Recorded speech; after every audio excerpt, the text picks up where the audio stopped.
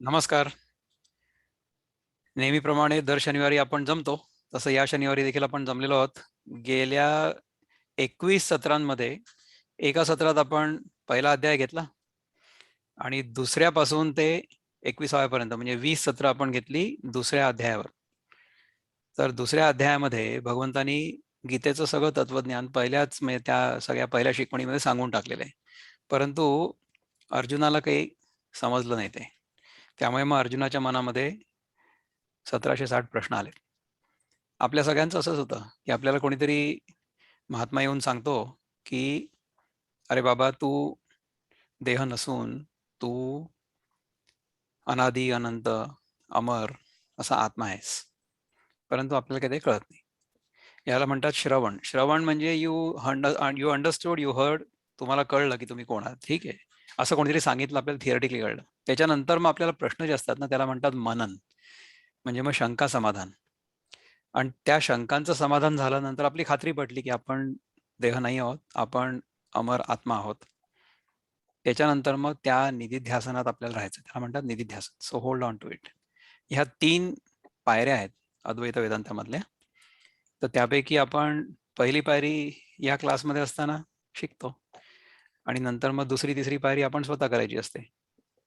तर 2 अध्याय तर आपण केले देवाच्या कृपेने. आता आपण तिसरा अध्याय सुरू करणार आहे. तर तिसरा अध्याय सुरू करण्यासाठी पहिले आपण त्यातले 8 श्लोक जे आहेत ते ऐकू. अनघाताई आपल्या ज्या आहेत इथे त्या त्या श्लोक म्हणतील असं त्यांनी मला सांगितलं, कारण की अवनी त्यांची जी नात आहे ती काही आज येऊ शकत नाही. तर अनघाताई, you have to now beat Avani. You have to do better than her, right? Okay, I'll try to. Go ahead. Yeah.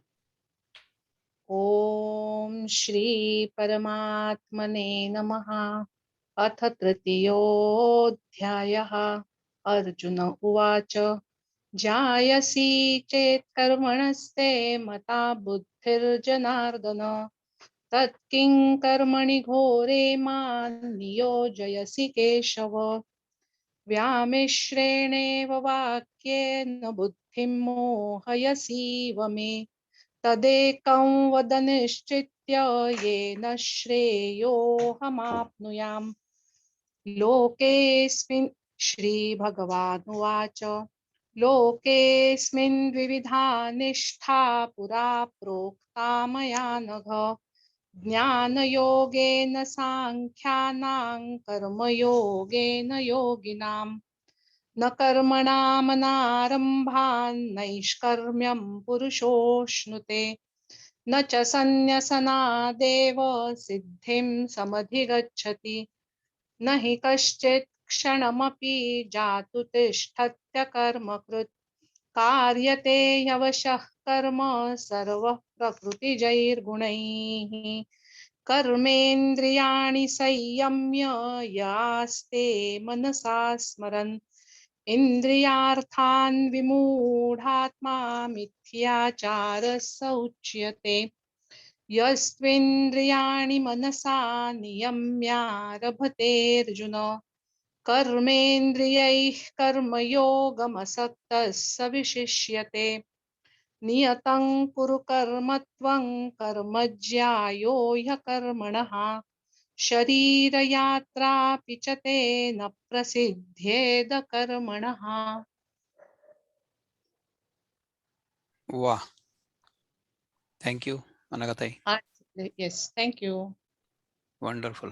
आता हे 8 श्लोक आपण पहिले अनघाताईंच्या तोंडून आपण ऐकलेत संस्कृतमध्ये. मला तर त्यातलं काहीच कळलं नाही, त्यामुळे आपल्याकडे मराठी ट्रान्सलेशन आहे, इंग्रजी ट्रान्सलेशन आहे. आपण त्यांचा उपयोग करू आणि बघू आपल्याला काय काय समजतंय ते. आणि आजच्या जगामध्ये किंवा आजच्या आपल्या जीवनामध्ये हे आपल्याला कसं काय कळू शकतं याच्याबद्दल आपलं सगळं चिंतन सुरू असतं, राईट?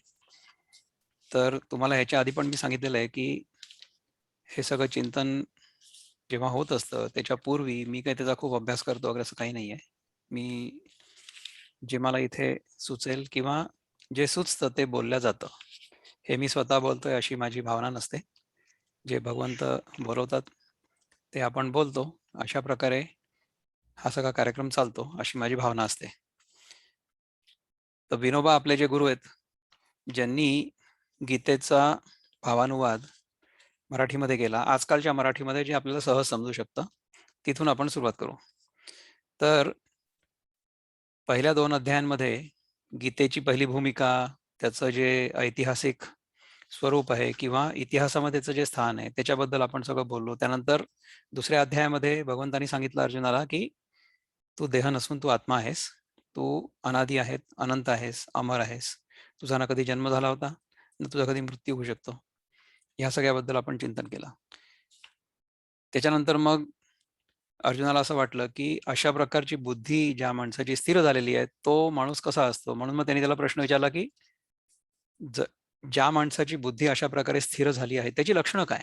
तर म्हणून आपण शेवटच्या 18 श्लोकांमध्ये स्थितप्रज्ञाची लक्षणं बघितली. तर ती जी लक्षणं आहेत, ज्या व्यक्तीला खरंच कळलेलं असेल, की तो कोण आहे?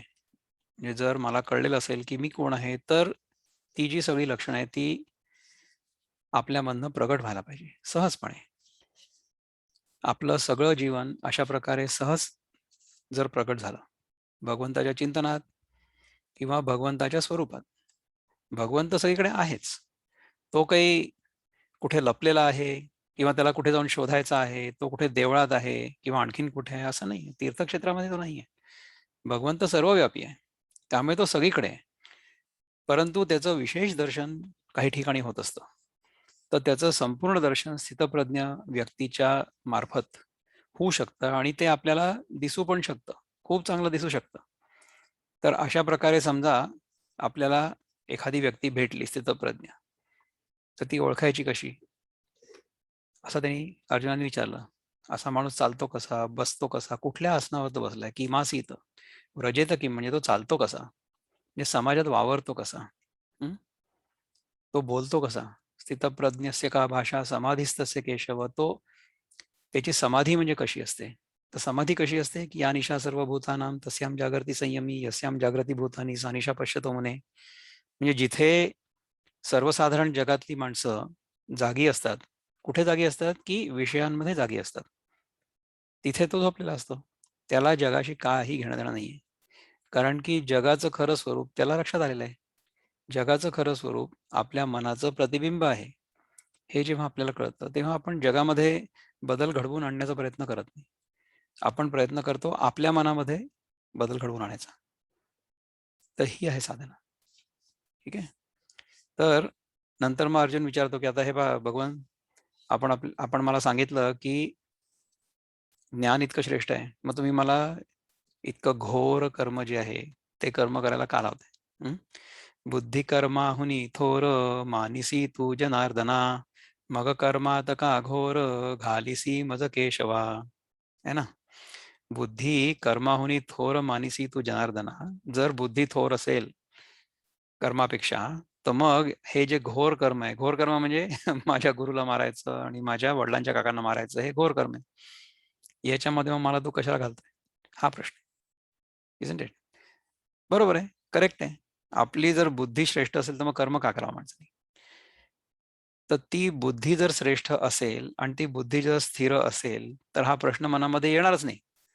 मग आपण चुपचाप ते कर्म करून मोकळे होऊन जाऊ. आपल्याला कृष्णाला विचारावंच लागणार नाही ना, की काय करायचंय म्हणून. या क्षणी काय करायचंय हे मला आतून कळेल ना. कारण की स्वधर्मानुसार माझं आचरण सहज होईल. कृष्णार्पण बुद्धीमुळे होईल. अकर्तेपणामुळे होईल. कर्तेपणाच्या भावनेमुळे नाही होणार. असं होईल. तर माझी बुद्धी स्थिरावलेली आहे, असं मी समजू शकतो. परंतु जर माझ्या मनामध्ये प्रश्न असला, तर ह्याचा अर्थच आहे की माझी बुद्धी स्थिर नाहीये. स्थिर बुद्धीच्या माणसाच्या मनामध्ये प्रश्न नाही उद्भवणार. त्याच्याकडून सहज कर्म घडेल. त्याच्याकडून फक्त स्वधर्मरूपी कर्तव्य घडेल, परंतु त्याच्यामध्ये त्याचा कर्ताभाव असणार नाही, असं होईल. तर त्याच्यासाठी आपले जे गुरु आहेत, प्रभुपाद, ते काय म्हणतात, की Arjun sed, "O Janardana, O Keshava, why do you want to engage me in this ghastly warfare? If you think that intelligence is better than fruitive work." कर्मापेक्षा जर बुद्धी श्रेष्ठ आहे, तर मग तू मला असल्या प्रकारच्या घोर कर्मामध्ये का बरं घालतोयस? किशोरजी आपले जे बंधू आहेत ते काय म्हणतात? म्हणे अर्जुन जनार्दनासी, मानिसी सरस बुद्धी योगासी, का म्हणसी मजसी युद्ध कर, जरी ते कर्म विनाशकारी घोर. हा प्रश्न आहे.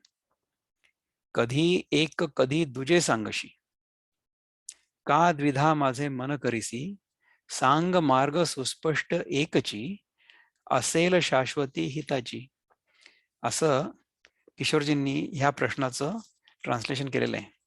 आता आपल्या सगळ्यांचे जे गुरु आहेत ते म्हणजे ज्ञानेश्वर महाराज. ज्ञानेश्वर महाराज काय म्हणतात की जायसी चेत कर्मणस्ते मता बुद्धिर्जनार्दन, तत्किं कर्मणि घोरे माम नियोजयसी केशव. मग अर्जुन म्हणे ते ठाई, देवा तुम्ही जे बोलला काही, ते मी ऐकले सर्वही विचारपूर्वक माधवा. हे पहा, तुम्ही आतापर्यंत मला जे सगळं समजावून सांगितलं ना ते मी केअरफुली ऐकलं, नो प्रॉब्लेम. पण तेथ कर्म आणि करता उरत नाही पाहता, विचारे ऐसे अनंता, मत निश्चित तुझे जरी. हे तर सगळं मराठी एकदम स्ट्रेट फॉरवर्ड आहे. ह्याचं एक्सप्लेनेशन करून सांगायची काही गरजच नाही. इतकं सुंदर आहे. तरी मग का येथे मजसी, अर्जुना लढ ऐसे म्हणसी, लाज न वाटे तुला कशी, गुंतविता या घोर कर्मी. आता पहा की अशा प्रकारचा प्रश्न भगवंताला विचारणारा कोण असू शकतो? ज्यांनी भगवंताला आपला सखा, आपला मित्र, आपला भाऊ मानलेला आहे तोच म्हणू शकतो ना. ज्यांनी भगवंताला दूर ठेवलेला आहे तो असं नाही म्हणू शकत. तर इथे अर्जुनाचं आणि भगवंताचं जे सख्य होतं, म्हणजे कृष्णाचं जे सख्य होतं ते इथे सांगितलं जात आहे. लाज न वाटे तुला कशी, असं आपण कधी कोणाशी बोलू का? आपल्या मोठ्या भावाशी सुद्धा असं नाही बोलणार. परंतु त्यांचं मोठा भाऊ जरी असला तरी सुद्धा मित्र पण होता ना. सर्व कर्मांचा निशेष तूच करीसी निरास, मग या हिंसक युद्धास करविशी का मज हाती. हे जर तू मला सांगतो आहेस की कर्मापेक्षा बुद्धी श्रेष्ठ आहे, तर मग तू माझ्याकडनं हे असलं घोर कर्म का बरं करवतोयस? पहा विचार करून, तू न कर्मा देशी मान, मग का माझ्या हातून थोर हिंसा घडविशीही. का बरं करतोय तू असं माझ्याशी?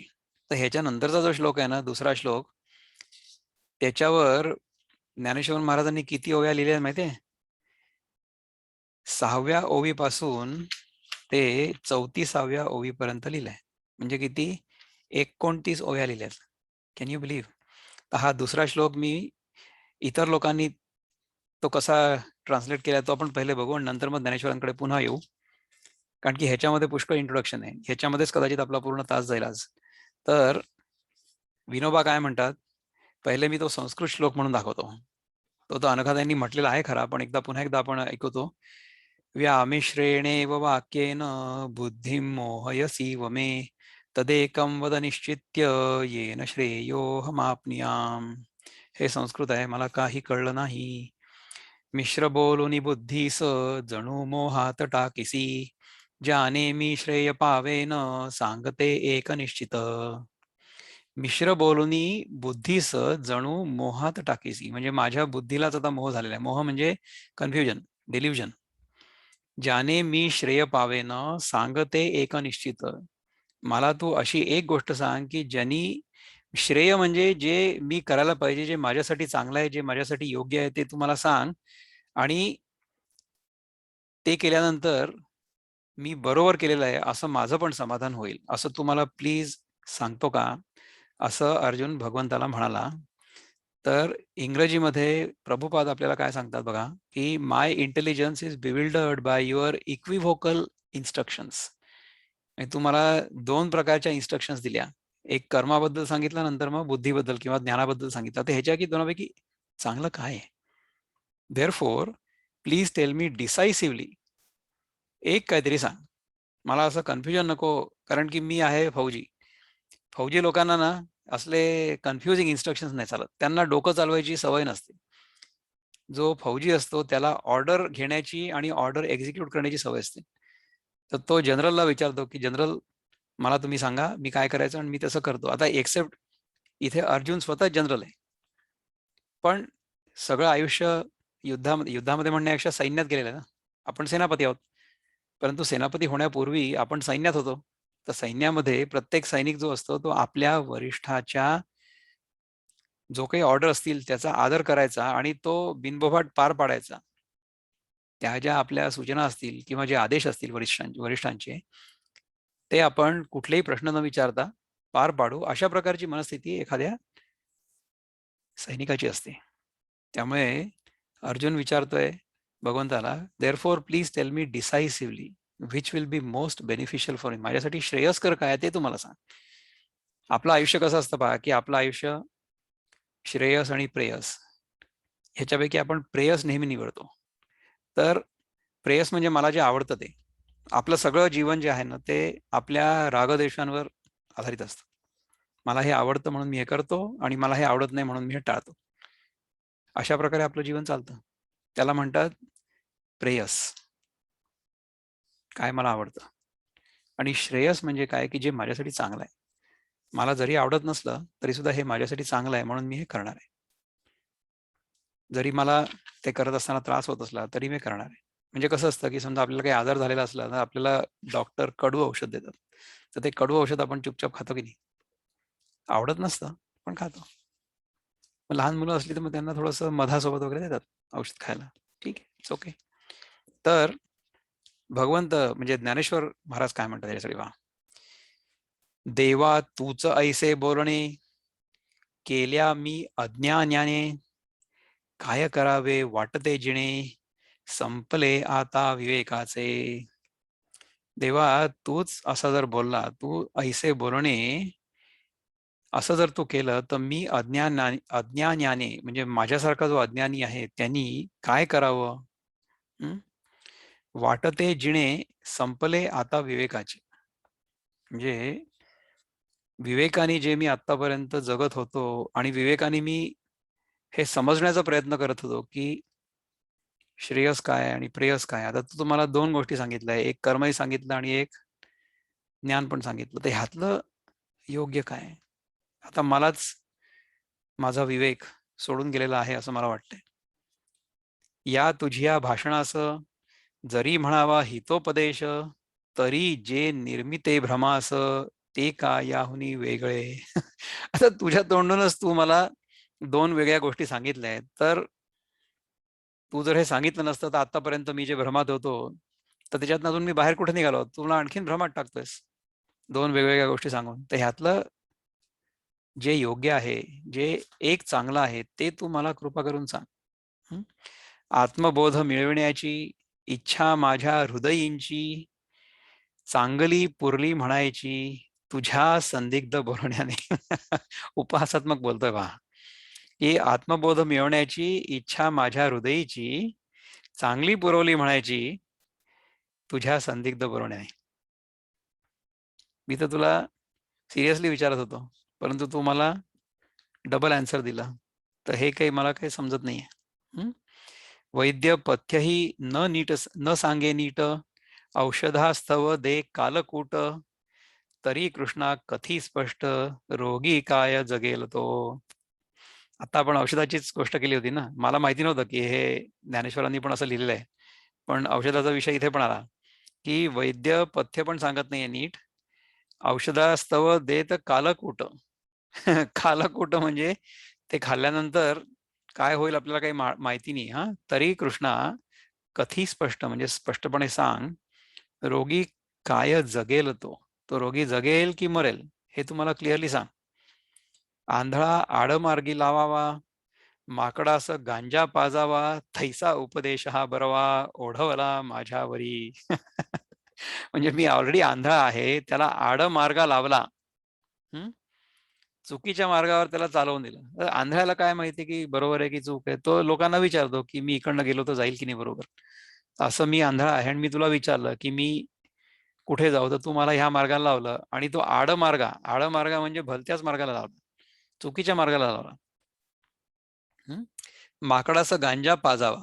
तर माकडाचं वर्तन जे असतं किंवा माकडाचं जे मन असतं ते फार चंचल असतं आणि त्याला आणखीन गांजा पाजला तो. त्याला गांजा पाजला की मग गांजाचं काय असतं पहा, की ज्या मनस्थितीमध्ये आपण असतो ना, ती मनस्थिती परपेच्युएट होते. असं होतं गांजामध्ये. तर गांजा पिऊन जर मनुष्य समाधीमध्ये गेला तर तो समाधीत राहील. परंतु आपण असे थोडीच असतो. माकडासारखं असतं आपलं मन. इकडून तिकडे, तिकडून तिकडे, या फांदीवरून त्या फांदीवर, त्या फांदीवरून त्या फांदीवर असं असतं. त्याला जर आपण गांजा पाजला तर मग काय होईल? है ना? तैसा उपदेश हा बरवा. मी तुझ्या उपदेशामुळे माझं हे असं डोकं फिरल्यासारखं मला वाटतंय. ओढवला माझ्यावरी, असं अर्जुन सांगतोय. किती सुंदर ज्ञानेश्वरांनी त्याचा सगळा अनुवाद केलाय, त्याचा विस्तार केलाय आणि किती आपल्याला त्यांनी छान छान उदाहरणं दिली आहेत. है ना? तर आधीच आधीच मज ना काही कळे, त्यात मोहाने व्याकुळ केले, म्हणून तुझसी विचारिले, सारा सार काय येथे. आधीच मला काही कळत नाही, त्याच्यानंतर मला मोहामुळे मी व्याकुळ झालो.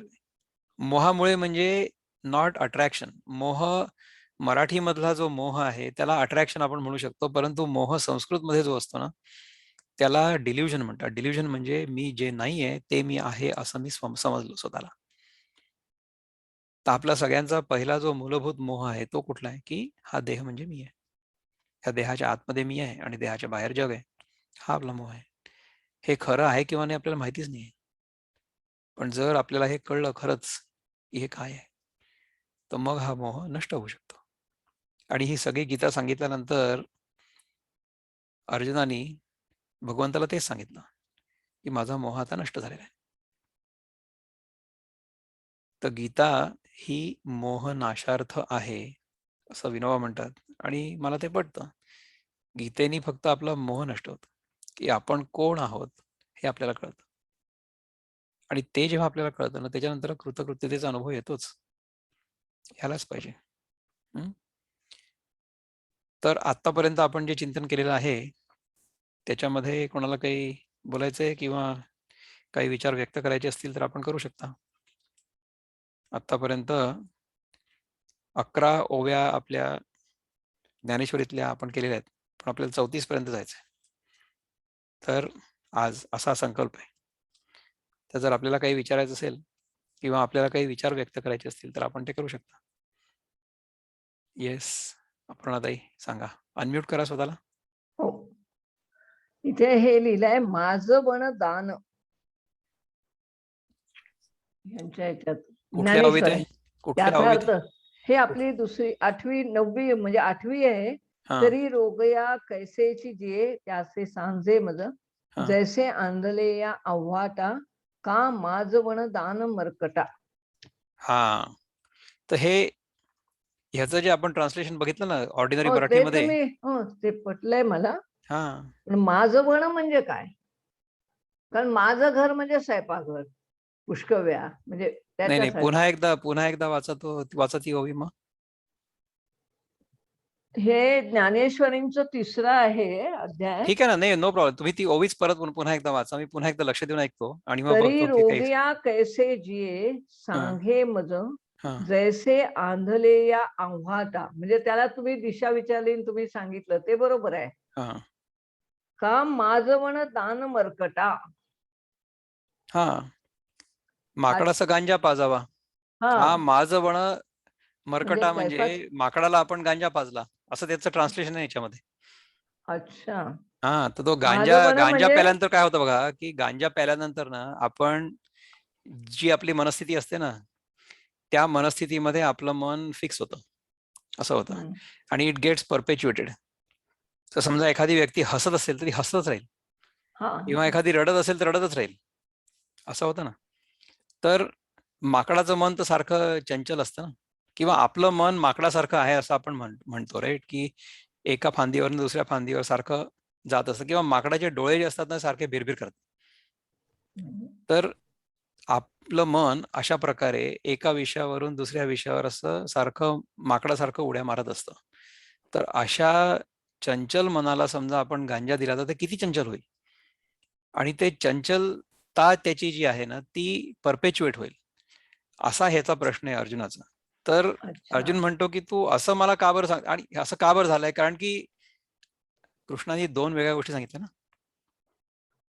कर्म पण कर म्हणून सांगितलं, दोन्ही गोष्टी पहिल्या दुसऱ्या अध्यायामध्ये आपण दोन्ही ऐकलं ना, की कर्मणी एव अधिकार असते माफलेषु कदाचन ना, हे सांगितलं एकदा. ठीक आहे. नंतर मग सांगितलं की स्थित प्रज्ञस्य का भाषा समाधिस्तस्य केशव. तर ह्या दोन्ही गोष्टी सांगितल्या आणि दोन्ही चांगल्या असं सांगितलं. हा. तर आता मी हे बाजूला ठेवतो आणि ह्याच्यावर फक्त चिंतन करू आपण. म्हणजे तुम्ही हा खूप चांगला प्रश्न विचारला आणि मला ह्याच्याबद्दल नेहमी असं वाटतं की कर्म म्हणजे काय किंवा कर्मसन्यास म्हणजे काय किंवा बोध किंवा ज्ञान म्हणजे काय. तर मी ह्याच्या आधी पण सांगितलेलं आहे की गीतेकडे बघण्याचा माझा जो दृष्टिकोन आहे तो दृष्टिकोन 15व्या अध्यायाच्या चष्म्यामधून आहे. कारण की अच्छा. गीतेची सगळी शिकवण जी आहे ना ती 15व्या अध्यायात गेल्यानंतर ती थांबते, तिथे गेल्यानंतर थांबते. ठीक आहे. तर त्याच्यामध्ये 4 गोष्टींचा उलगडा झालेला आहे. एक तर म्हणजे मी कोण आहे, दुसरं म्हणजे जग काय आहे, तिसरं म्हणजे ज्याला आपण ईश्वर म्हणतो तो कोण आहे, आणि चौथं म्हणजे हे सगळं समजण्यासाठी आध्यात्मिक साधना जी करायची ती म्हणजे काय.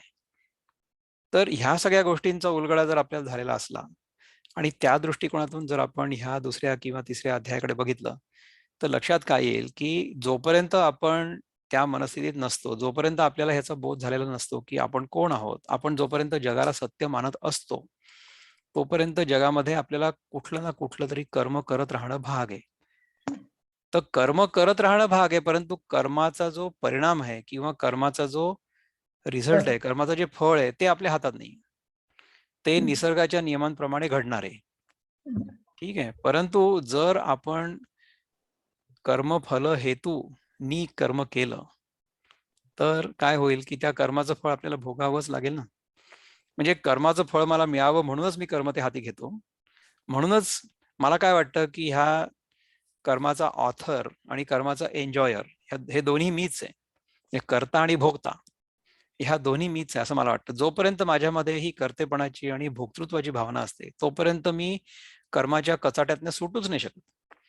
पण मला जर कळलं की कर्म करणं फक्त माझ्या हातात आहे, कर्माचा जो परिणाम आहे तो माझ्या हातात नाही, मग मी कर्मफलावरची जी आसक्ती आहे. आसक्ती आहे किंवा त्याचा जो अधिकार आहे तो मी सोडून देईन. असं होईल ना, ते हे आपोआप होईल. परंतु हे अंडरस्टँडिंग होतं. पण जोपर्यंत आपल्याला ते अंडरस्टँडिंग नाही आहे तोपर्यंत आपल्याला प्रयत्नपूर्वक कर्ताभाव सोडून कर्म करत राहणं भाग आहे. पण मग कुठलं कर्म करायला पाहिजे की जे कर्म आपल्याला स्वधर्मानुसार सहजपणे येतं आणि आलेलं आहे ते. तर जर मी क्षत्रिय असेन तर मला लढाई करणं भाग आहे आता, कारण की माझ्यावर हे धर्मयुद्ध लादलं गेलेलं आहे. म्हणून मला हे करणं भाग आहे आणि मी जर हे कर्तव्य भावनेने केलं, कृष्णार्पण वृत्तीने केलं तर मला त्याचं पाप नाही लागणार आहे. सुखदुःखे समे कृत्वा लाभालाभो जया जयो ततो युद्धाय युज्यस्व नैवं पापम अवाप्स्यसि.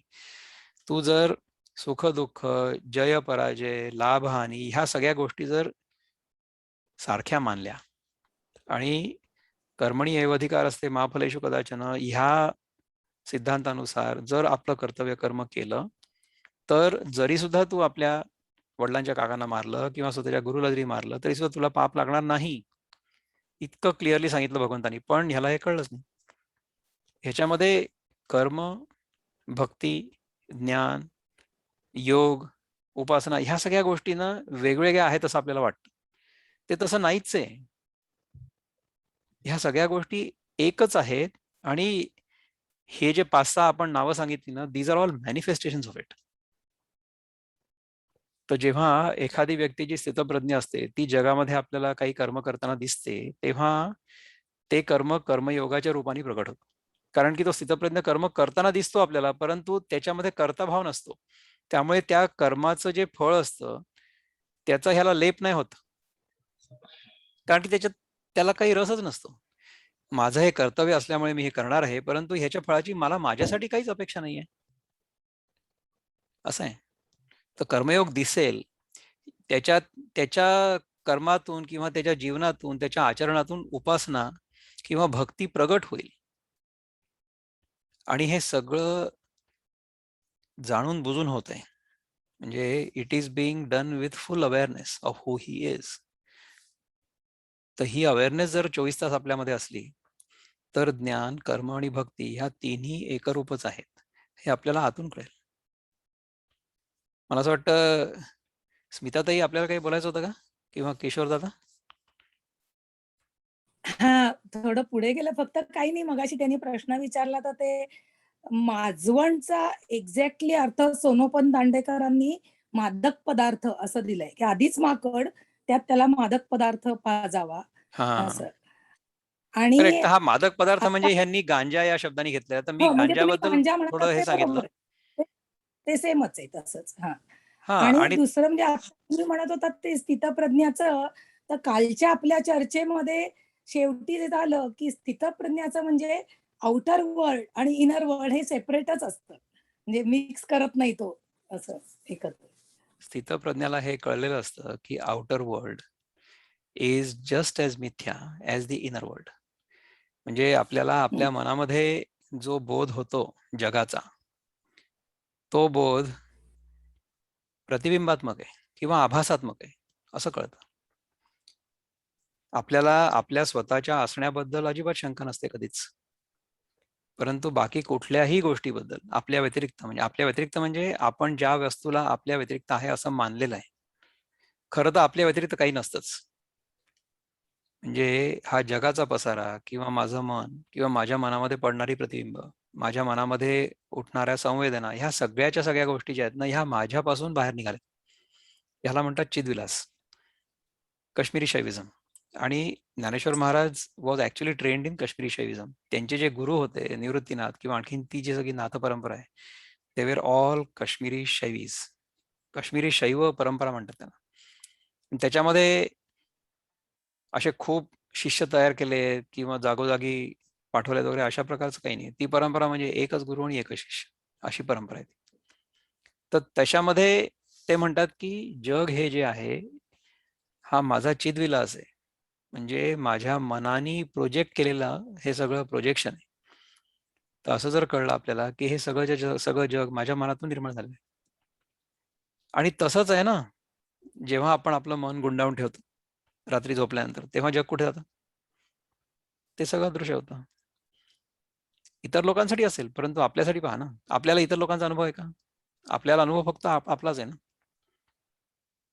आपण आपल्या स्वतःच्याच अनुभवाचं विश्लेषण करायचंय आणि आपल्या अनुभवावरनं आपण शिकायचं. इतर लोक काय म्हणतात त्याच्याशी आपल्याला काय नाही करायचं. इतर लोकांकडे तुम्ही शिका, परंतु ते आपल्या अनुभवामध्ये आपल्याला येतं आहे किंवा नाही हे स्वतः पडताळून पहा ना. हा प्रश्न आहे. तर आपण हे सगळं जे चिंतन करतो आहोत, त्या चिंतनाचा हेतू हा आहे की गीतेमध्ये जे सांगितलेलं आहे ते सगळं आपल्याला आपल्या रोजच्या दैनंदिन जीवनामध्ये अनुभवायला येतं किंवा नाही ह्याच्या आधारावर सुरू आहे ना सगळं. त्यामुळे स्थितप्रज्ञ हा जो आहे, स्थितप्रज्ञ ज्याला स्वतःच्या स्वरूपाची ओळख झालेली आहे तो आहे. म्हणजे कशी स्वतःच्या स्वरूपाची तर ओळख? हा बोला. नाही एक प्रश्न म्हणजे की आता जर हे प्रत्येकाचं हे जग म्हणजे प्रोजेक्शन सारखं आहे, तर प्रत्येकाचे अनुभव वेगळे आहेत. प्रत्येकाचं जग वेगळं-वेगळं आहे ना, असणार. प्रश्नच नाही. आहेच. प्रश्नच नाही. हं. हे बघा, जग प्रत्येकाचं वेगळंच असतं. प्रत्येकाचं वेगळं असतं. तुम्ही बघा की आता पाहण्याचा दृष्टिकोन वेगळा असतो. हां, करेक्ट. म्हणजे आता ह्या क्षणी मी तुमच्यासोबत वक्ता म्हणून आहे ना समोर. हो. तर तुम्ही मला बघता तेव्हा तुम्हाला असं वाटतं की हा वक्ता आहे. ठीक आहे ना. त्यानंतर माझ्याकडे समजा माझ्या बायकोनी बघितलं तिला असं वाटेल की मी तिचा नवरा आहे. आमच्या मुलांनी जर बघितलं तर त्यांना असं वाटेल की हे आमचे वडील आहेत. ह्याचा अर्थ काय आहे की आपण ज्या दृष्टीने जगाकडे बघतो त्या दृष्टीने तसं ते जग आपल्याला दिसतं. कसं दिसतं? आपण स्वतःला त्या जगाच्या रिलेशनशिप मध्ये काय आहोत असं मानलेलं आहे. म्हणजे जर माझं माझ्या बायकोशी लग्न नसेल झालं किंवा लग्नापूर्वीची गोष्ट सांगतोय. लग्नापूर्वी तर आम्ही होतोच ना. परंतु ज्या दिवशी लग्न झालं त्या दिवशीपासून आम्ही एकमेकांना नवरा बायको मानलं. आणि ही जी मान्यता आहे ही इंटरडिपेंडेंट आहे. म्हणजे माझ्या बायकोनी असं मानलं की ती माझी बायको आहे म्हणून मी तिचा नवरा आहे. आणि मी स्वतःला तिचा नवरा मानलं म्हणून ती माझी बायको आहे. ह्या दोन्ही गोष्टी मान्यतेवर आधारित. ह्याचप्रमाणे आपलं जगासोबत जे नातं आहे ना, आपलं सध्याचं काय अंडरस्टँडिंग आहे? सध्याचं जे अंडरस्टँडिंग आहे ते असं आहे की हा देह म्हणजे मी आहे या देहाच्या आतमध्ये मी आहे आणि आपल्या देहाच्या बाहेर जे आहे म्हणजे देहाच्या बाउंड्रीच्या बाहेर आपल्याला जे दिसते ते सगळं जग आहे. असं नाहीये. हे जग आणि हा देह ह्या दोन्ही गोष्टी माझ्या आत आहेत, माझ्या बाहेर नाही. आत आणि बाहेर हा जो भ्रम आहे ना, ही हा. माया आहे. This is maya. अंदर और बाहर ये माया है. There is no such thing called अंदर अँड बाहर. आणि हे अंदर आणि बाहर ह्या दोन्ही गोष्टी जेव्हा मर्ज होतात ना, त्याला म्हणतात योग. योग इज द युनियन ऑफ बरोबर. अंदर अँड बाहर. छान. So the boundary of inner and outer gets completely erased. जोपर्यंत आपण ही मर्यादा आपल्या भोवताली बांधलेली असते ना, किंवा मर्यादेची भिंत बांधलेली असते, आपण ती मर्यादेची भिंत का बरं बांधतो? म्हणजे सद्गुरू सांगतात ना, आता हा कार्यक्रम सुरू होण्यापूर्वी समीरनी मला एक प्रश्न विचारला, ते सद्गुरू असं सांगतात. ठीक आहे, सद्गुरू काय सांगतात, त्यांचं एक जे सांगितलेलं मला खूप आवडतं ते असं आहे की आपण आपल्या भोवताली आपल्या अहंकाराची म्हणजे आपल्या वेगळेपणाची एक भिंत उभी करतो, या उद्देशाने की ह्या भिंतीमुळे माझं रक्षण होईल. So the walls we construct with the intention to protect ourselves, those same walls become the walls of our imprisonment. म्हणजे त्याच भिंतींमध्ये आपण बंदिस्त होतो. तुम्ही पिंजरा सिनेमा पाहिला होता का? श्रीराम लागू आणि संध्याचा वगैरे, हो हो हो पाहिलं. किंवा देवानंदचा गाईड? म्हणजे आपली हो. एक प्रतिमा आपण स्वतःच तयार करतो आणि त्या प्रतिमेमध्ये आपणच अडकतो, असं होतं. त्यामध्ये आपण हा पिंजरा आहे.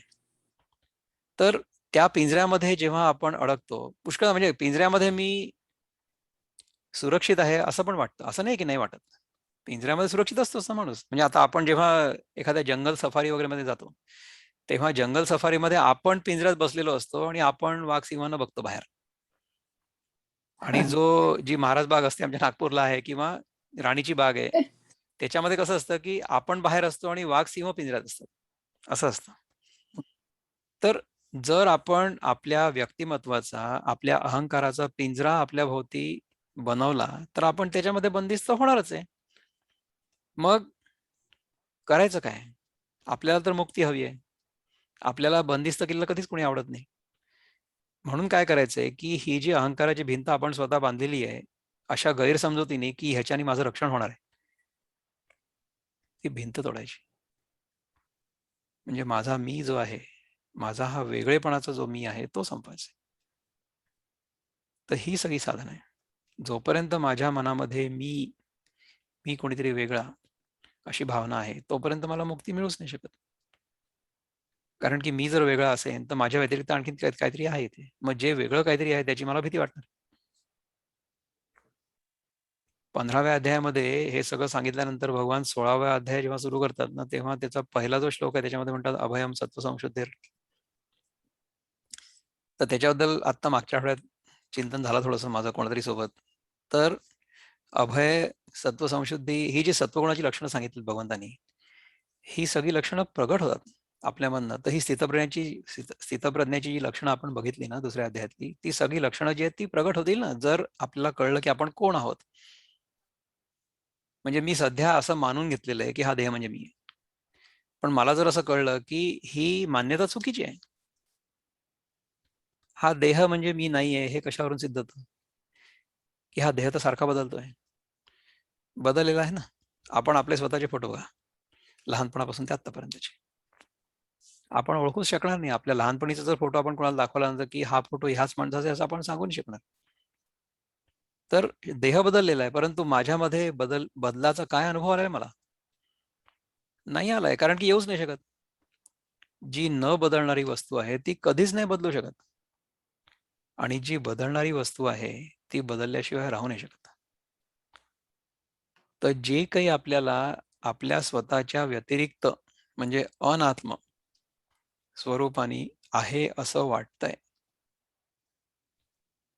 ते म्हणजे आपल्या मनाचं प्रतिबिंब आहे. ते खरं नाही. ते सारखं बदलतंय, आणि जे सारखं बदलतंय त्याला आपण धरून ठेवण्याचा प्रयत्न करतोय. म्हणून आपण दुःखी असतो. आपण दुःखी का असतो? कारण की आपण जे नाहीये ते पकडण्याचा प्रयत्न करतोय, आणि जे आहे ते सोडण्याचा प्रयत्न करतोय. जे आहे ते आपण सोडूच नाही शकत. आपलं खरं स्वरूप जे आहे ते परमात्मा स्वरूप आहे, ते आपण सोडूच नाही शकत. ते सुटूच नाही शकत. कारण की त्याच्या व्यतिरिक्त दुसरं काही नाहीच आहे. म्हणजे एखाद्या पेल्यामध्ये समजा पाणी असेल ना आणि आपण समजा तो पेला हलवला, तर तो पेला आणि त्या पेल्यातलं पाणी दोन्ही गोष्टी हलतील. ठीक आहे. परंतु आकाश हलेल का? आकाश नाही हलू शकत. आकाशामध्ये हे सगळं हलतं. त्याचप्रमाणे हा देह आणि हे सगळं जग हे आपल्या आतमध्ये आहे. आपण ह्याच्यापेक्षा खूप मोठे आहोत. ब्रह्मस्वरूप. ब्रह्मस्वरूप म्हणजे infinite. Within that infinite, all of these things are appearing to be happening. They are appearances. They are not real. हे जर कळलं तर मग अपिअरन्सेसच्या मागे आपण लागणारच नाही. पण जोपर्यंत ते कळत नाही ना की हे अपिअरन्स आहे, जोपर्यंत हे खात्रीपूर्वक कळत नाही, तोपर्यंत during this experience how to live त्याच्यासाठी धर्मशास्त्र. So therefore we have to live according to the varnashrama पद्धती. म्हणजे माझा जो वर्ण असेल त्या वर्णानुसार मी आचरण करेन आणि माझा जो आश्रम असेल त्या आश्रमाच्या धर्मानुसार मी आचरण करेन, असं होईल. तर अशा प्रकारे जर आपण राहिलो तर it is easier to get out of this dream. नाही तर you will never wake up from the dream at all. जागृत अवस्थेतलं जे स्वप्न आहे त्याच्यातून जागा होण्यासाठी आपल्याला आपल्या स्वरूपाचं दर्शन होणं आवश्यक आहे. ते एकदा झालं की त्यानंतर मग पुन्हा या ड्रीम मध्ये येण्याची काही गरज पडत नाही. Because you have woken up. That is the game of life. The game of life is to understand who we are and therefore be liberated. Self realization, liberation, moksha, nirvana. This is the ultimate goal of life while we are in the waking experience. But when you are awakened to your own essential nature, then you will realize that this was merely a dream. I was never bound. मी बंधनात होतो ही माझ्या मनाची कल्पना होती. मी बंधनात कधीच नव्हतो. मी मानून घेतलं होतं. आपण मागे नाही का ती एक गाढवाची गोष्ट सांगितली होती. इथं धोबी गाढवाला घेऊन जातो नदीच्या काठी, मग दोरी घेऊन जायला विसरतो, मग तो त्याला दोरीने बांधण्याचं नाटक करतो आणि ते गाढव बांधलेलं असतं असं त्याला वाटत असतं. त्यामुळे आपली कथा त्या गाढवासारखी आहे की आपण बंधनात आहोत असं आपल्याला वाटत असतं. हे बंधन खरं आहे असं आपण मानत असतो, पण ते बंधन खरं नसतं. तुम्हीच विचार करा ना, तुम्ही बंधनात आहात का? आतापर्यंत ज्या गोष्टींना तुम्ही धरून ठेवतो असा विचार केला होता, त्या गोष्टी तुम्ही धरून ठेवू शकलेला आहात का? शक्यच नाही. सगळ्या गोष्टी ज्या जगातल्या आहेत, आपल्या व्यतिरिक्त ज्या ज्या गोष्टी आहेत असं आपल्याला वाटतं आहे, त्या सगळ्याच्या सगळ्या गोष्टी आपण एका काल्पनिक बंधनाने बांधून ठेवलेल्या आहेत. ते बंधन काल्पनिक आहे, खरं नाही आहे. हे जोपर्यंत आपल्याला कळत नाही तोपर्यंत आपण मुक्त नाही होत. आणि बंधनातून मुक्त होण्याचा एकच मार्ग आहे, समजलं पाहिजे की आपण बंधनात नव्हतोच कधी. जोपर्यंत आपल्याला समजणार नाही तोपर्यंत आपण बंधनात आहोत या अझम्पशनवर सगळं चालवत राहू. त्यामुळे हे करण्याचा जो श्रेयस मार्ग आहे तो कुठला, की आता जोपर्यंत मी देहबुद्धीमध्ये आहे किंवा जोपर्यंत मी ह्या जागृत अवस्थेतल्या स्वप्नाला खरं मानतोय तोपर्यंत तू धर्माप्रमाणे काम कर. म्हणून अर्जुन अजून पूर्णपणे ज्ञानी झालेला नाहीये, कारण की मला 100 प्रश्न आहेत ना. जोपर्यंत हे 100 प्रश्न माझ्या मनामध्ये आहेत तोपर्यंत मला कर्म करणं भाग आहे. आणि ते कर्म करता करता करता करता माझी चित्तशुद्धी होते. कारण की कर्म करता करता करता करता मला कळतं की केवळ मी करतोय म्हणून हे परिणाम दिसत नाही आहेत. केवळ माझ्या कर्म करण्यामुळे कर्माचं फळ नाही मिळत. कर्माचं फळ मिळण्यासाठी माझ्या कर्म करण्याच्या व्यतिरिक्त इतर अनेक गोष्टींची अनुकूलता लागते, नाही तर कर्म नाही होऊ शकत. मागे एकदा केव्हा तरी राजेंद्रजींच्याच आपल्या चिंतनामध्ये त्यांनी सांगितलं होतं की 4-5 गोष्टी शेवटी एक दैव पण असतं, म्हणजे there is a factor of luck. ते पण पाहिजे, त्याच्यानंतर त्या गोष्टी होतात सगळ्या, नाही तर नाही होत. तर आपल्याला जर हे कळलं की आपल्या जीवनामध्ये जे काही अनुभव आपल्याला येत आहेत ते सगळेच्या सगळे अनुभव केवळ आपण जे कर्म करतो त्याच्यावर अवलंबून नसून त्याच्या व्यतिरिक्त अनेक शक्ती एकत्र येऊन त्यांनी आपली मदत करणं भाग आहे. त्याच्याशिवाय नाही होत. तर ह्या ज्या शक्ती आहेत ना, यांना आपण देव म्हणतो, ईश्वर. सो ईश्वर is essentially the natural law. म्हणजे ह्या जगामध्ये ज्या सगळ्या शक्ती अव्याहत आणि कुठल्याही प्रकारचा इम्परफेक्शन न होता, कुठल्याही प्रकारचं इम्परफेक्शन न होता समजा चालत असतील, याला म्हणतात natural laws. Those natural laws are the manifestation of the divine. असं आहे. तर हे जर लक्षात आलं तर मग आपण काय करू, की आपण we will try to live according to those natural laws. त्या नॅचरल लॉज प्रमाणे, निसर्गाच्या नियमांप्रमाणे आपण जर राहिलो तर मग आपल्याला जीवनाचा अनुभव खूप चांगला येतो. मग त्याच्यामध्ये भौतिक नियम पण आहेत आणि आधिदैविक नियम पण आहेत. म्हणजे law of karma will be in the आधिदैविक रेल्म. तर अशा प्रकारे जेव्हा आपण राहायला लागू तेव्हा आपल्याला ह्या सगळ्या गोष्टी थोड्या थोड्या कळायला लागतील. जोपर्यंत आपल्या मनामध्ये आपल्या वेगळेपणाची भावना आहे तोपर्यंत आपल्याला ह्या सगळ्या गोष्टी कळणारच नाही. असं होईल. सो नैनाताई, आपण हात वर केलेला आहे, त्यामुळे आपण काही विचारायचं असेल तर विचारू शकता. नाही, आता जसं सांगितलं की दैविक शक्ती पण आहे, बाकी फॅक्टर्स बरोबर कर्म करताना वगैरे. तर if that is also one of the factor आपल्या लाईफमध्ये, तर असं नाही का आपण बोलू शकत की इट इज प्री डेस्टाइन्ड, की जे काही आपण करतो, आपण आता सध्या कर्मयोग हे ते करताना करतो, finally by the end of the day आपण म्हणतो की अरे देवाची इच्छा नव्हती म्हणून नाही झालं, किंवा देवाची इच्छा होती म्हणून मला हे मिळालं.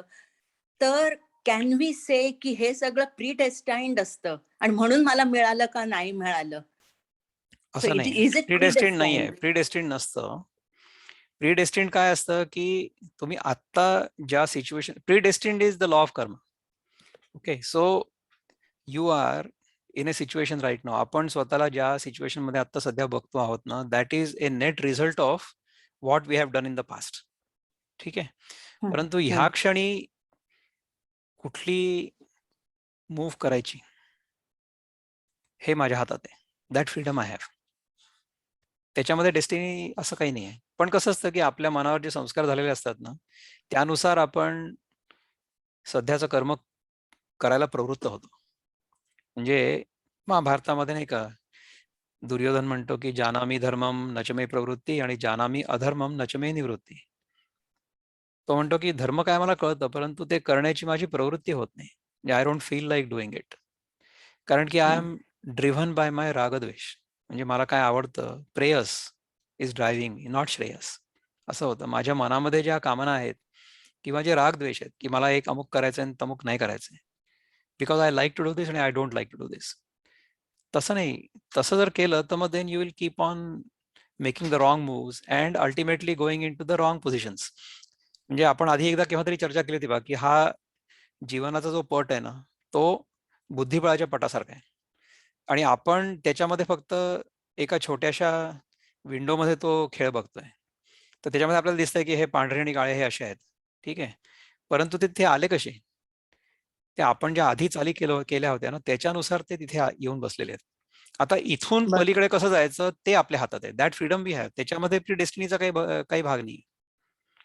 So right now you have the freedom to do what you need to do. म्हणजे आपण आयुष्यभर इतके दिवस, आता आपण आपल्या स्वतःच्या अनुभवावरनं विचार करू की 60 वर्ष 61 वर्ष आपण अमुक एका प्रकारचा आहार घेतला, त्याच्यामुळे निसर्गाने आपल्याला अमुक एका ठिकाणी आणून ठेवलं. आपल्याला समजा इथून चांगल्या दिशेने जायचं असेल तर आपल्याला तो आहार बदलावा लागेल आणि तो आपण थोडा जरी बदलला तरी सुद्धा आपण चांगल्या दिशेने जातोय असा अनुभव आपण स्वतः घेतला प्रत्यक्ष. त्यामुळे काय झालं की आपल्या काही काही ज्या चुकीच्या सवयी होत्या त्या गळून पडल्या आपोआप. असं होतं ना. तर that freedom you always had, परंतु you are compelled to behave in a certain manner because of the habit किंवा अभ्यास. आपण आतापर्यंत अभ्यास काय केलेला आहे की हा देह म्हणजे मी आहे. ह्या देहाचे समजा आपण जर चोचले पुरवले किंवा जे पाचही इंद्रिय आहेत त्यांना ज्या गोष्टी आवडतात त्या गोष्टी जर आपण केल्या तर आपण सुखी होतो. अशा प्रकारच्या भ्रमामध्ये आपण आहोत. नाही होत असं नाहीये, होतो आपण, परंतु ते क्षणिक आहे. ते जरी प्रेयस वाटत असलं तरी ते श्रेयस नाही. So anything that feels enjoyable for the moment आणि ज्या वस्तूंमुळे विषयांमुळे त्यांचा इंद्रियांशी संयोग झाल्यामुळे आपल्याला सुखाची अनुभूती होते, ती पहिले जी सुखाची अनुभूती करून देते आणि नंतर त्याचं पर्यावसान दुःखामध्ये होतं.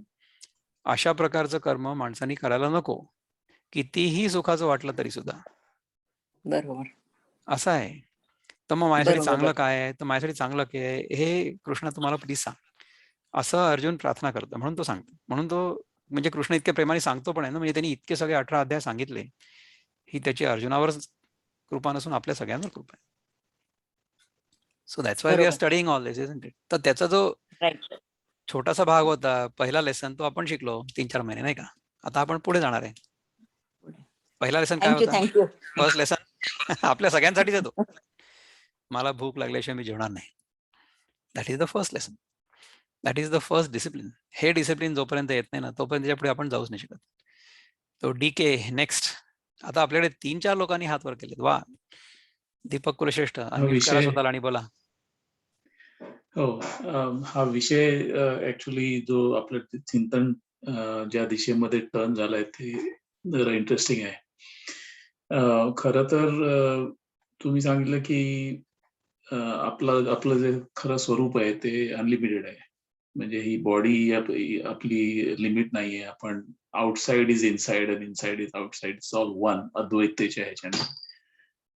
पण मग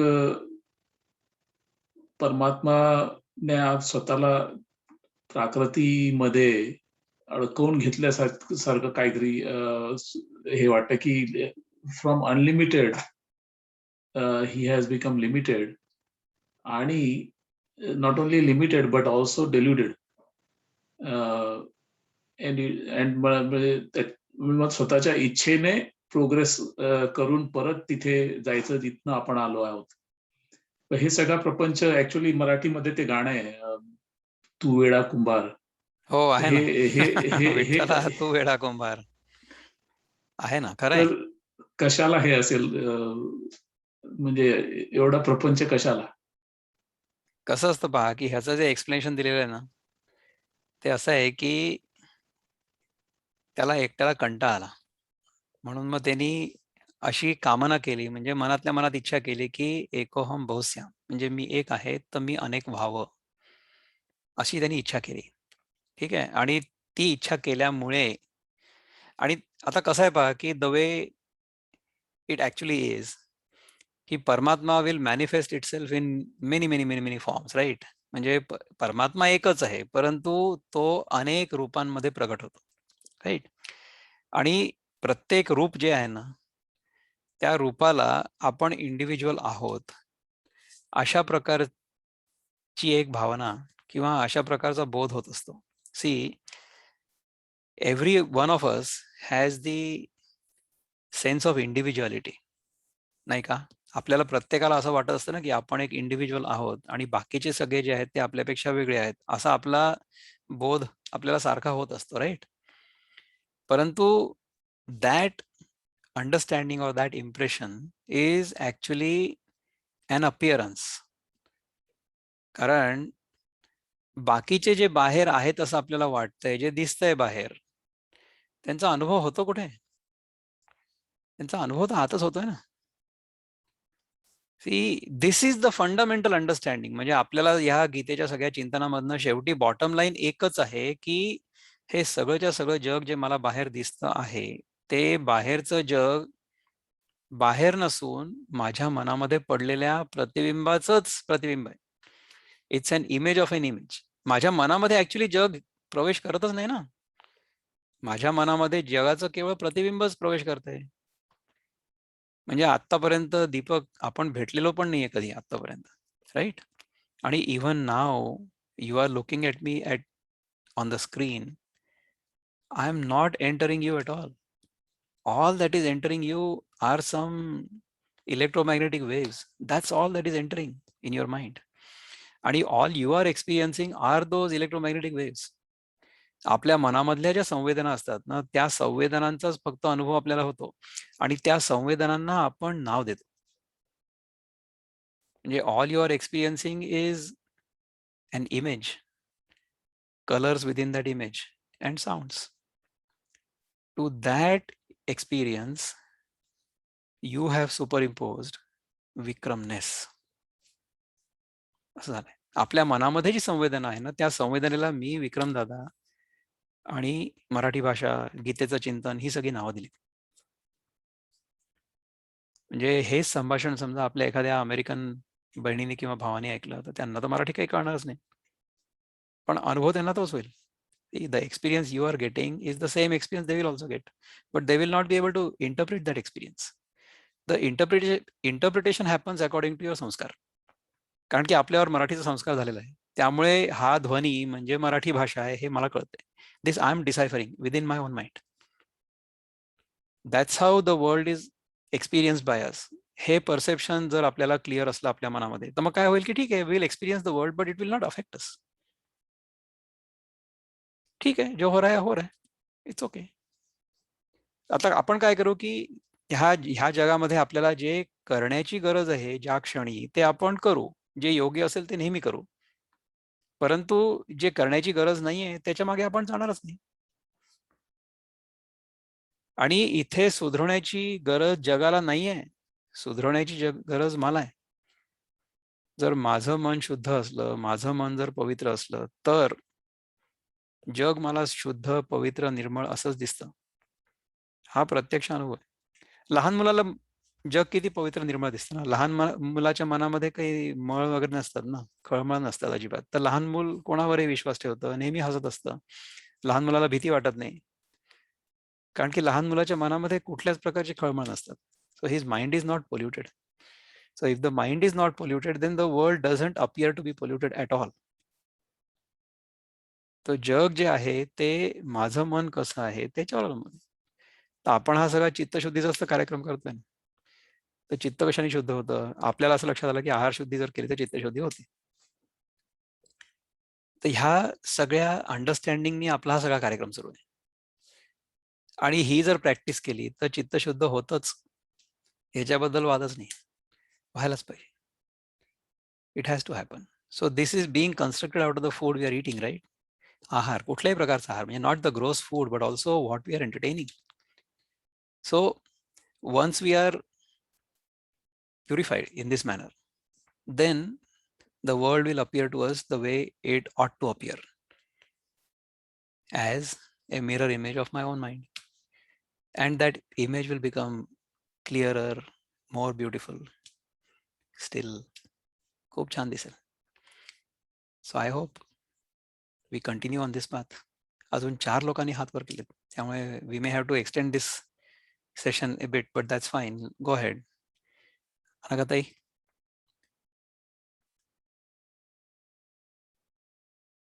अनघाताई, बोलायचं का आपल्याला काही?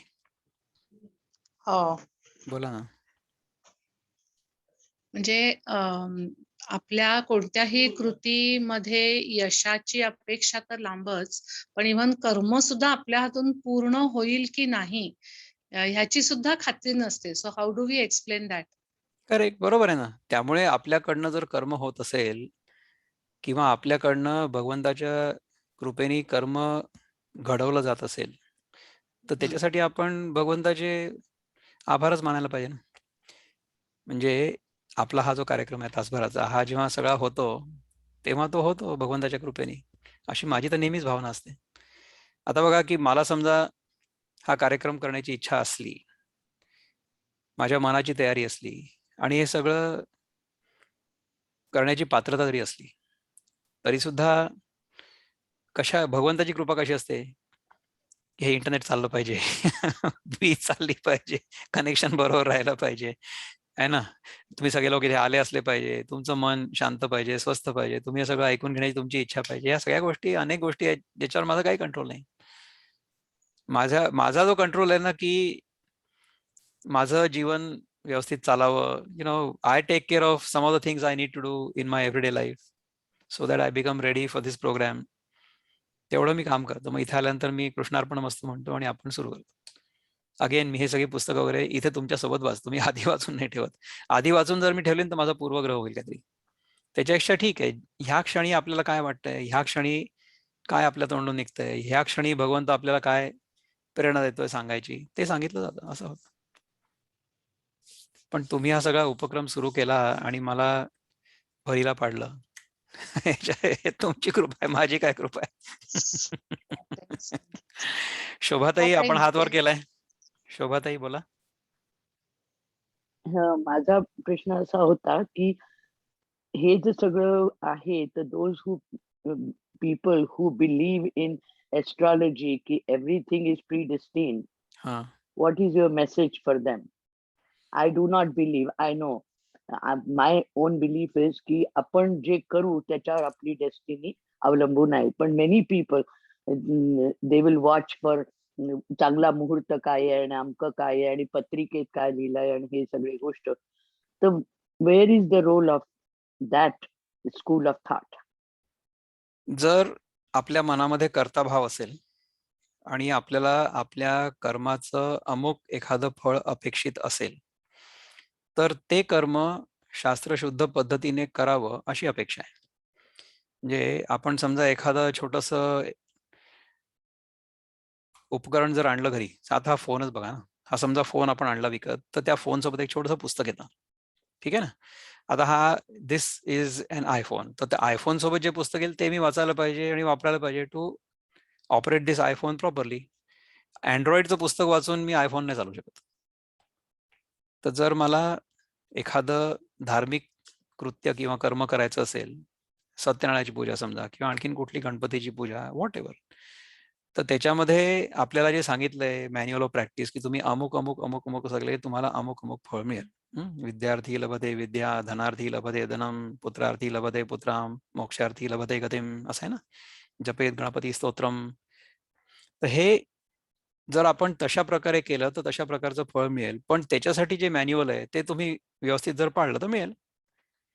आणि त्यांनी जर सांगितलं की तुम्ही अमुक अमुक तारखेला, अमुक अमुक मुहूर्ताला, अमुक अमुक जागी सूर्य शुभ स्थिते, चंद्र शुभ स्थिते, आता शनिवासरे वगैरे अशा प्रकारचे आपण नाही का सत्यनारायणाची पूजा समजा केली तर आपण असं म्हणतो की अमुक अमुक ह्या तारखेला ह्या तिथीला विक्रम शर्मणाम शांडिल्य गोत्रोत्पन्नोत्पन्न वगैरे गोत्रोत्पन्नोहम असं म्हणतात ना, की ह्या गोत्रातून माझा जन्म झाला, हा अमुक अमुक, मी असे असे सूर्य आहेत, असे असे ग्रह आहेत, अशा अशा जागी मी अमुक अमुक गोष्ट करतोय, ह्याच्यातून मला अमुक अमुक फळ मिळावं, असं करिष्ये असं म्हणतो आपण आणि अशी पूजा करतो. तर अशा प्रकारे आपल्या धर्मग्रंथांमध्ये जे सांगितलेलं आहे त्यामुळे तसं केल्याने तसं फळ मिळेल याच्याबद्दल माझ्या मनात काही शंका नाही. परंतु ते फळ मला हवं आहे का, हे मला विचारायचं स्वतःला. आणि मला समजा कळलेलं असेल की आनंद जो आहे हा कर्माचं फळ मिळवण्यामध्ये म्हणजे इच्छापूर्तीमध्ये नसून इच्छा निवृत्तीमध्ये, हे जर मला कळलं तर मी तशा प्रकारच्या इच्छापूर्तीच्या कर्मांमध्ये अडकणारच नाही, असं आहे ना. त्यामुळे ज्या माणसाला किंवा ज्या व्यक्तीला आपल्या क्लासमध्ये इंटरेस्ट आहे वेदांताच्या, त्या लोकांना तुम्ही जे सांगताय त्याच्यामध्ये इंटरेस्ट नाहीच राहणार अजिबात, आणि विश्वास पण राहणार नाही, विश्वास ठेवायची गरज पण नाही, आणि ते करण्याची किंवा ती इच्छा मनामध्ये असण्याची गरजच नाही. ती कितीही चांगली जरी इच्छा असली ना तरी सुद्धा ती बंधनाचं कारण असते. त्यामुळे तुम्हाला जर त्याच्यामध्ये विश्वास नसला तर तुम्ही बिलकुल नका ठेवू, काही गरजच नाही. आणि त्याच्याबद्दल शिकायची पण काही गरज नाही. शिकायची काय गरज आहे? शिकायची हे गरज आहे की आपण कोण आहोत, हे जर आपल्याला कळलं तर मग ह्या सगळ्याच्या गोष्टी आहेत ना, दे आर ऑल रिडंडंट. तुम्ही ह्या दर शनिवारी ह्या कार्यक्रमाला येता, ह्याच्यावरून हे सिद्ध होतं की ह्या विषयामध्ये तुम्हाला रस आहे आणि तुम्हाला हे शिकून घेण्याची इच्छा आहे. तर त्यामुळे तुम्ही ह्या ज्योतिष वगैरेच्या कुठल्याच ह्याच्यामध्ये फंदामध्ये पडण्याची काहीच गरज नाही. आपल्यापैकी कोणीच काहीच गरज नाही, कारण की हे सगळं काल्पनिक आहे. ही सगळी आपल्या मनाची कल्पना आहे. No reason to get unnecessarily unduly stuck in that, no need. फार चांगला प्रश्न विचारला आपण, थँक्यू. समीर, आपण एक हात वर केलेला आहे, बोला. समीर ऐकू येते का? येते, गो हेड. हा. पहिली गोष्ट, इलेक्ट्रोमॅग्नेटिक वेव्हज हे इनॅनिमेट असतात, ते ॲनिमेट नसतात. ओके. तेव्हा तुम्ही तिथं प्रत्यक्षात आहातच, म्हणून आवाज आणि व्हिडिओ ऐकू येतं आणि दिसतंय. जर तुम्ही नसता तर ते म्हणजे मग काही दिसलं पण नसतं आणि काय ऐकू पण गेलं नसतं. आणि दुसरी गोष्ट म्हणजे की जग्गी वासुदेव म्हणजे सद्गुरू, त्यांनी त्यांच्या एका व्हिडिओमध्ये असं म्हणालंय की प्रकृतीने असं 2 विभाग केलेत. एक प्राणी जीवन आणि एक मानवी जीवन. तर जे प्राणी असतात त्यांचं जीवन कसं असतं प्राण्यांना की 2 there are 2 lines. There is a bottom line, 2 there is a lines. Top line. हां, परंतु for humans there is only a bottom line, there is no top line. But there is no top line. हां. तर तर ते प्राण्यांचं आयुष्य कसं असतं की जन्म घ्या, खा, आहार, निद्रा, भय, मैथुन आमचं. जे काय प्रज्वलन का मैथून जे काय करेक्ट. असेल ते. आणि मग पुन्हा खा आणि मरोस्तवर खा आणि मग मरा. करेक्ट. प्राणीला सुख-दुःख काय असेल नसेल ते त्यांना माहिती आहे, कारण मी प्राणी नाहीये. भोग योनी आहे ती. त्याच्यामध्ये तुम्हाला फक्त you are suppose to experience, that's all. हां, you don't have the choice. Correct. नाही त्यांना मनुष्य चॉईस असतो जन्मामध्ये पण चॉईस असतो. हां. आता सी, ते एनिमल्स आर शहरातनं programmed. Animals are programmed for undertaking their life in a certain manner. म्हणजे जसं हां, आपण आधी उदाहरण दिलं की गाय जी असेल ती एखादा ससा मारून नाही खाणार, आणि हो, वाघ, सिंह जे असतील ते प्राण्यांना मारून खातील. पण जर हो, कॉन्स्टिपेशन झालं असेल तरच ते गवत खातील, नाही ते नाही खाणार. हो. नाही आणि वाघ, सिंह समजा शहरामधनं वावरत असतील आणि बाजूला गुजराती थाली फेमस रेस्टॉरंट हां, असेल, तर तर दे ते विल नॉट काय गो देअर. तिथे बसून ते ते थाळी ज्यांनी बनवली आणि त्याला खातील ते.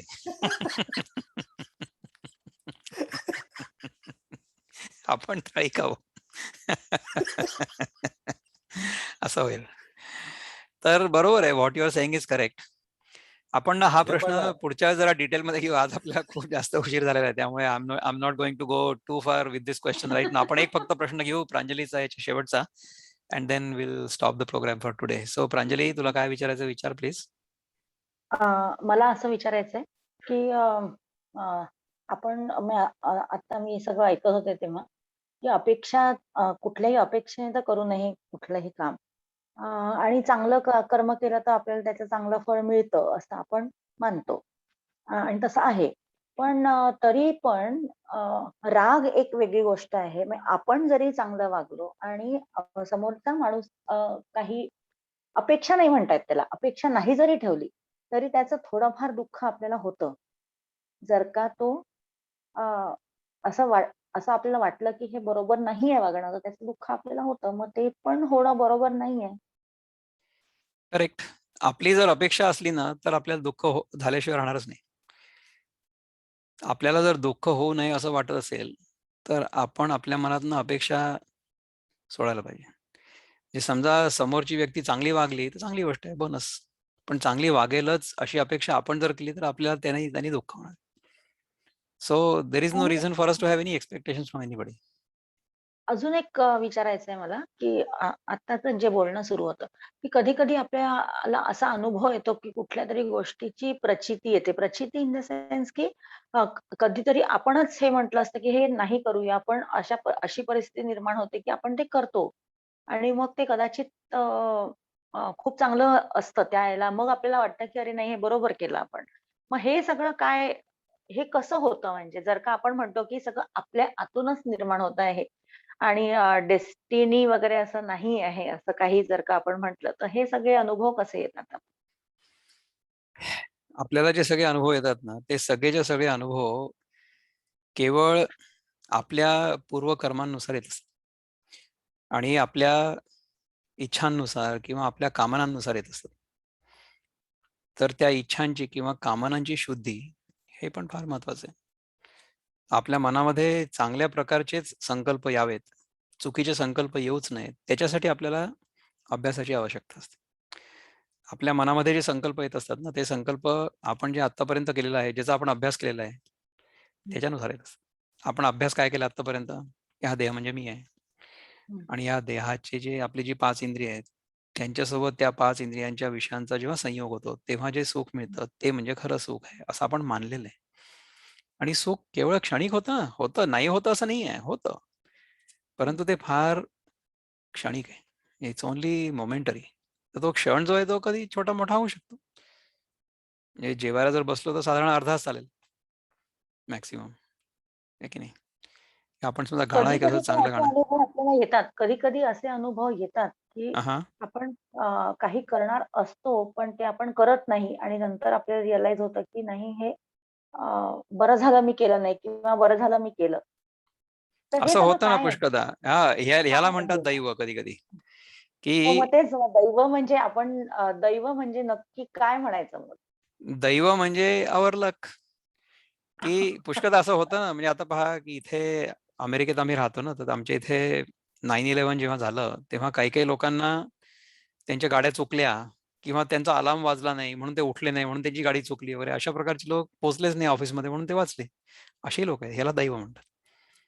तर असं का बरं होतं? तर होतं असं, म्हणजे अशी आपली जी पूर्वकर्म असतात किंवा सुकृत असतात त्याच्यामुळे आपण अशा प्रकारे डेंजरस सिच्युएशन्स मधनं वाचतो, असं होतं पुष्कळदा.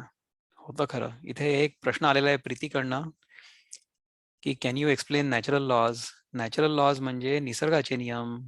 निसर्गाचे नियम म्हणजे ज्या गोष्टी नेहमी घडतात ना, कॉज आणि इफेक्टचे जे नियम आहेत, की असं केल्यामुळे असं होतं, तसं केल्यामुळे तसं होतं. हे जे नियम आहेत आणि हे दे आर ऑलवेज ऍप्लिकेबल. तर लॉ ऑफ ग्रॅव्हिटी आहे. म्हणजे आपण समजा वरनं एखादी गोष्ट, ही हा फोन समजा मी इथनं फेकला तर खाली जमिनीवर पडेल आणि फुटेल, म्हणून मी फेकणारच नाही. समजा मला नियम माहिती असला गुरुत्वाकर्षणाचा तर मी तो नियम पाळेन, असं होतं. दिस इज नॅचरल लॉ. त्यानंतर प्रियांका सरकार आपली जी बहीण आहे ती काय विचारते, की there is a very thin line of separation of the experiencer from the state of being. When we live life as per natural laws, then the state of being doesn't get disturbed and mostly remains in its original state of peace and joy and wisdom. Yes, if we live our life according to natural laws, then the state of being doesn't get disturbed and mostly remains in its original state of peace and joy and wisdom. तर ह्या सुंदर विचारावर आपण आजचा कार्यक्रम आत्तापुरता थांबू आणि पुढच्या शनिवारी पुन्हा भेटू. So thank you Priyanka for such a wonderful lovely sentiment. Have a thank you. Wonderful weekend. आपण पुन्हा भेटू थँक्यू. पुढच्या पुढच्या थँक्यू शनिवारी. विक्रम. नमस्कार. Thank you very much. नमस्कार.